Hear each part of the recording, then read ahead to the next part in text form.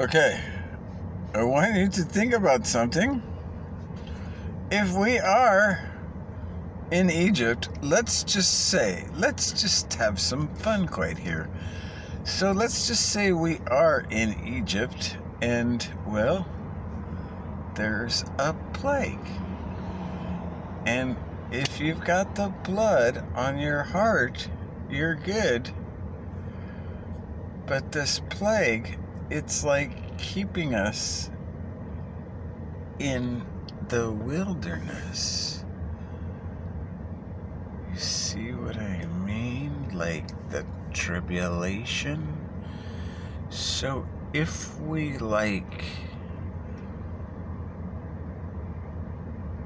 stop looking like a mummied bride and acting like we're in Egypt and grumbling, that might be our way out of the wilderness to the promised land when he does come and takes you like a thief in the night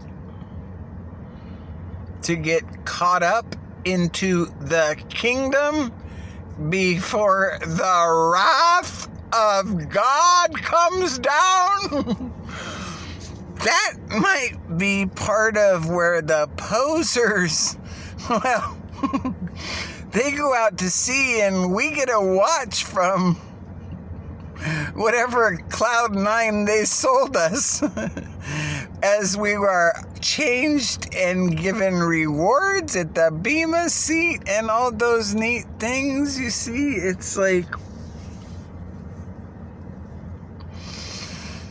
so sometimes you just have to think like 1 Corinthians 3 in context of a lot of these things, because you see all these teachers, they're in the most trouble now.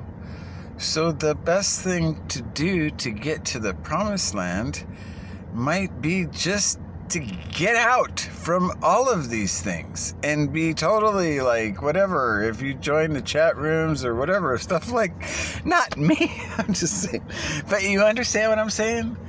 Because we need to be the church. Because what we need to do is we need to get our mind fixed that we're just loving each other. And what we're gonna do is like just get together in the park and have like a potluck, old school style, like, you know, they used to do somewhere. Maybe they still do. And you just bring food and nobody pays and we just all eat and talk about God and how we can pray for each other and, you know, stuff like that, and like love each other instead of like, well, what church do you go to? I go to the Best Divider and Chiefs. You know, they're playing, not the Chargers. So, just like, once you figure these things out and you start looking at everything and the way it's all coming out, it's good to think about just get out. Get alone with God every day and sing to Him and pray to Him and whatever you can. For at least an hour, you should spend just talking to your King and asking Him how He wants you to spread seed. Because now is the time. It's pretty easy. When you say, hey, dude, Santa Claus is true, and it's just the golden rule with the rewards and all that good stuff. So fear not, for He comes, and He's got great faith, and so do we. Unless you're on the fearmonger faker team, because posers, well, there's quite a few, but they're shaking in their boots right now because they got nothing in their roots. They got crap in their boots because they've actually been following that Jesus that boils in crap. And, well, that's not the one that's coming as king, so that's not good things to be. Especially if you've been teaching and trying to sweep that under the rug. I don't care if you're Dennis Prager or Ben Shapiro. Oh boy, he's so smart. Really? What's he gonna do when you see the king? So, just get ready for Santa Claus and it's all good. And just, we need those stud finders, right? The truth detectors. All you gotta do is, King, king here? Any king here? King detector. Beep, beep, beep, beep. Got nothing? Okay, gotta go. I'm with the Chargers. Nice to meet you. See ya. And that's where all those verses come in, where it says shake off your feet after you go to them. It's not talking about the JWs that came over. No. They may have been the right team. If they're looking for the king, it's all good with them. Same like the India. Most Christians might be worse off than all the people in India and the JWs and some of the Catholics that aren't like, okay, make sure and look like a Pharisee, and we got to do Ash Wednesday so we can look like a ghost when we fast like the Pharisees did. So some of these things, you got to let go of them all. You just got to let go. Walk away. Just tell your, the one that says, you got to confess to me. No, you can confess to whoever you want to, but he's the king.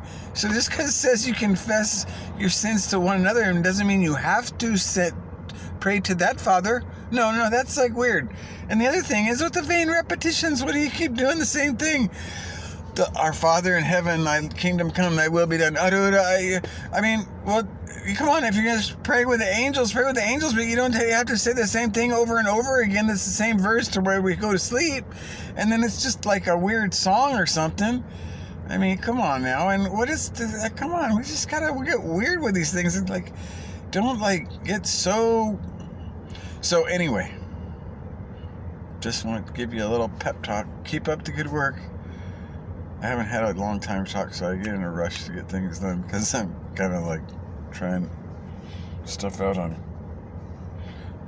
TikTok, because some people, they have, TMI with me, so 1 minute gets a lot done real quick. So anyway, have a great day. Keep praying and keep looking in those scriptures at what's happening, like 1st and 2nd and 3rd John. All are huge right now because they're written right before Revelation. So it's good to see all the Antichrist. They're everywhere, including that pillow guy.